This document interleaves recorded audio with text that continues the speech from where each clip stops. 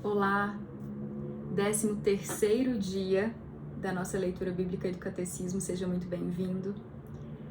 Paz, bem, graça, força, alegria e esperança do nosso Deus nos nossos corações. Amém.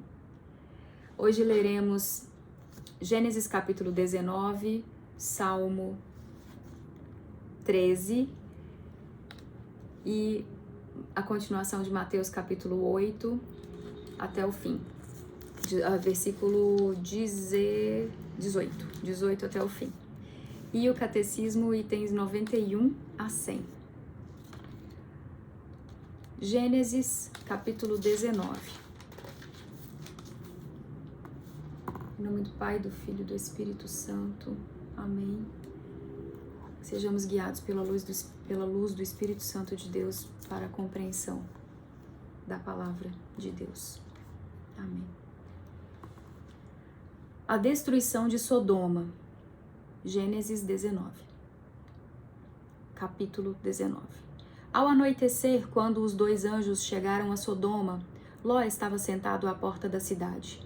Logo que os viu, Ló se levantou ao seu encontro e prostrou-se com a face por terra, e disse: Eu vos peço, meus senhores, descei à casa de vosso servo para aí passardes a noite e lavar-vos os pés. De manhã retomareis vosso caminho. Mas eles responderam: Não, nós passaremos a noite na praça. Tanto os instou que foram para sua casa e entraram. Preparou-lhes uma refeição, fez cozer pães ázimos e eles comeram. Eles não tinham ainda deitado quando a casa foi cercada pelos homens da cidade, os homens de Sodoma, desde os jovens até os velhos, todo o povo sem exceção. Chamaram Ló e lhe disseram: Onde estão os homens que vieram para tua casa esta noite? Traze-os para que deles abusemos. Ló saiu à porta e, fechando-a atrás de si, disse-lhes: Suplico-vos, meus irmãos, não façais o mal. Ouvi, tenho 2 filhas que ainda são virgens. Eu vô-las trarei. Fazei-lhes o que bem vos parecer. Mas a estes homens nada façais, porque entraram sob a sombra de meu teto. Mas eles responderam: Retira-te daí. Um que veio como estrangeiro agora quer ser juiz? Pois bem, nós te faremos mais mal do que a eles. Arremessaram-se contra ele, Ló, e chegaram para arrombar a porta. Os homens, porém, estendendo o braço, fizeram Ló entrar para junto deles na casa e fecharam a porta.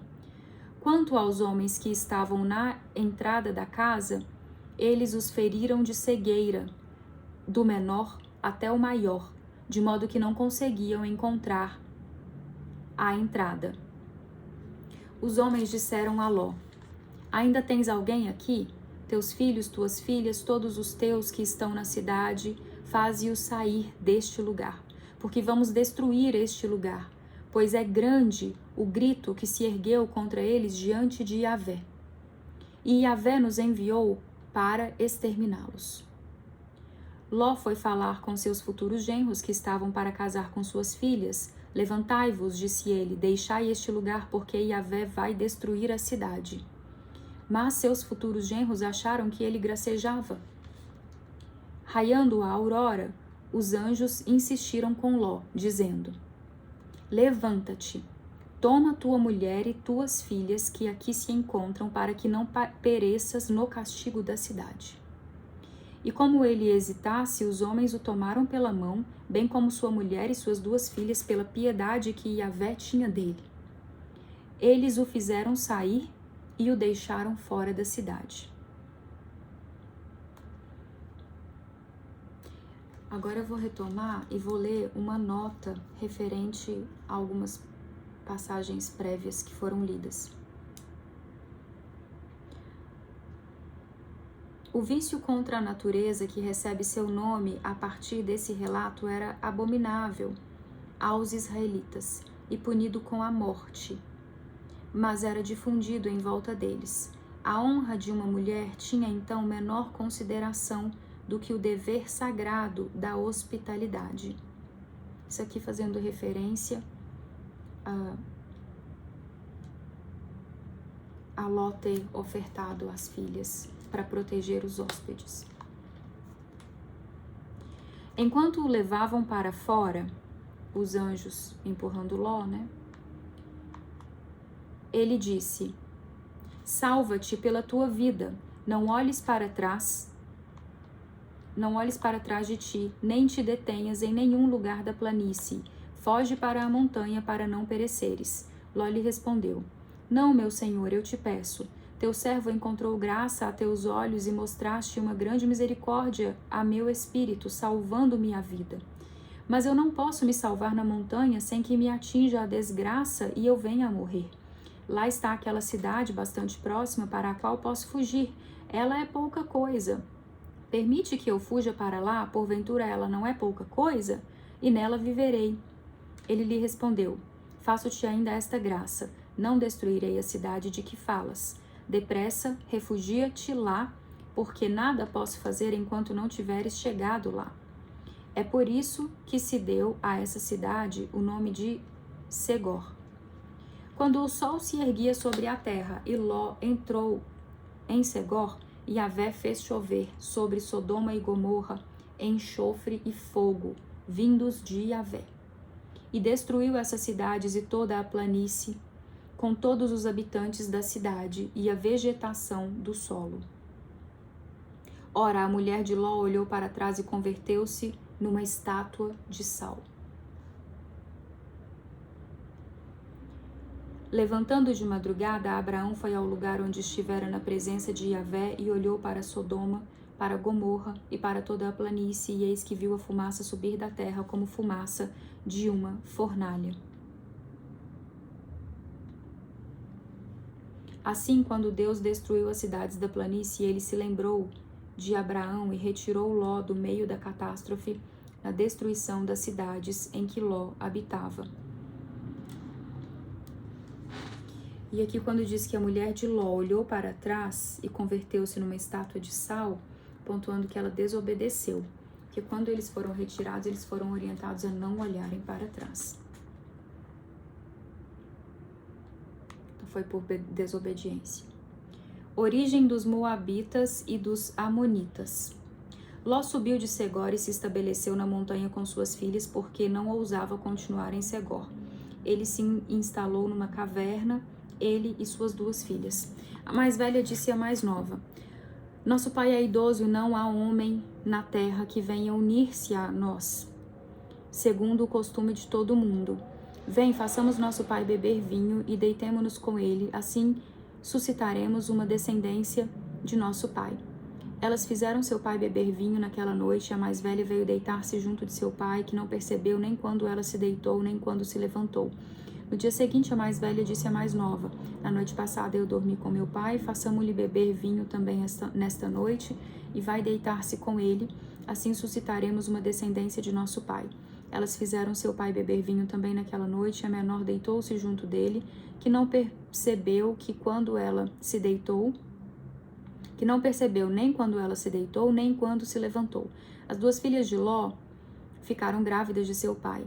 A mais velha deu à luz um filho e o chamou Moabe, é o antepassado dos Moabitas de hoje. A mais nova deu também à luz um filho e o chamou Ben-Ami, é o antepassado dos Bene-Amon de hoje. Aí tem uma nota de rodapé que eu lerei agora. Etimologias populares. Moabe explica-se por Mab, saído do pai, filho de meu parente. É aproximado de Bene-Amon, os filhos de Amon. Finalizado Gênesis capítulo 19, agora Salmo 13. Pedido confiante, do mestre de canto, Salmo de Davi. Até quando me esquecerás, Yahvé, para sempre? Até quando esconderás de mim a tua face? Até quando terei sofrimento dentro de mim e tristeza no coração, dia e noite? Até quando triunfará meu adversário? Atenta, Yahvé, meu Deus, responde-me. Ilumina meus olhos para que eu não adormeça na morte. Que meu inimigo não diga venci-o, e meus adversários não exultem ao me fazer tropeçar. Quanto a mim, eu confio no teu amor. Meu coração exulte a tua salvação. Cantarei a Yahvé pelo bem que me fez. Tocarei ao nome de Yahvé, o Altíssimo.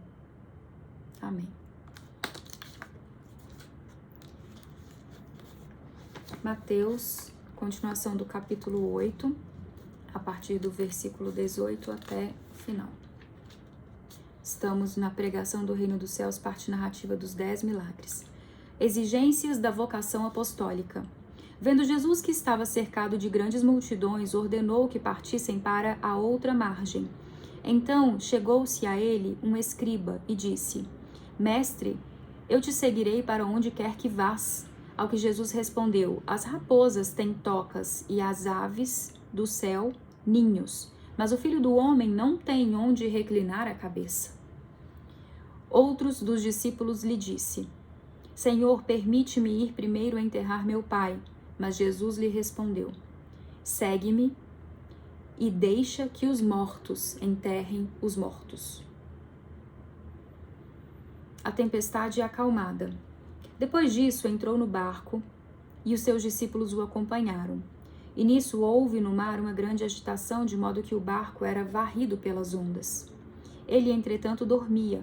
Os discípulos então chegaram-se a ele e o despertaram, dizendo: Senhor, salva-nos, estamos perecendo. Disse-lhes ele: Por que tendes medo, homens fracos na fé? Depois, pondo-se de pé, conjurou severamente os ventos e o mar, e houve grande bonança. Os homens ficaram espantados e diziam: Quem é este a quem até os ventos e o mar obedecem? Os endemoniados gadarenos. Ao chegar ao outro lado, ao país dos gadarenos, vieram ao seu encontro 2 endemoniados saindo dos túmulos. Eram tão ferozes que ninguém podia passar por aquele caminho. E eis que puseram-se a gritar: Que queres de nós, filho de Deus? Vieste aqui para nos atormentar antes do tempo? Ora, a certa distância deles havia uma manada de porcos que pastavam. Os demônios lhe imploravam, dizendo: Se nos expulsas, manda-nos para a manada de porcos. Jesus lhes disse: Ide. Eles, saindo, foram para os porcos, e logo toda a manada se precipitou no mar, do alto de um precipício, e pereceu nas águas. Os que os apacentavam fugiram, e dirigindo-se à cidade, contaram tudo o que acontecera, inclusive o caso dos endemoniados. Diante disso, a cidade inteira saiu ao encontro de Jesus. Ao vê-lo, rogaram-lhe que se retirasse do seu território.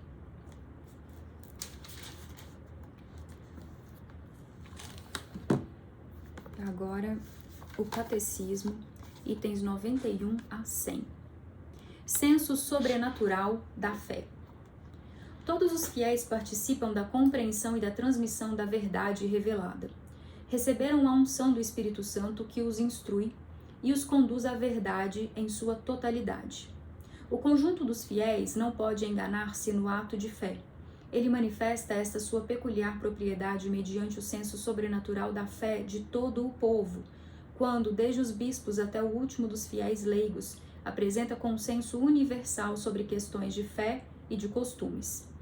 Por este senso da fé, suscitado e sustentado pelo Espírito da verdade, o povo de Deus, sob a direção do Sagrado Magistério, adere indefectivelmente à fé, uma vez para sempre transmitida aos santos, e com reto juízo a penetra mais profundamente e mais plenamente a aplica em sua vida. O crescimento na compreensão da fé.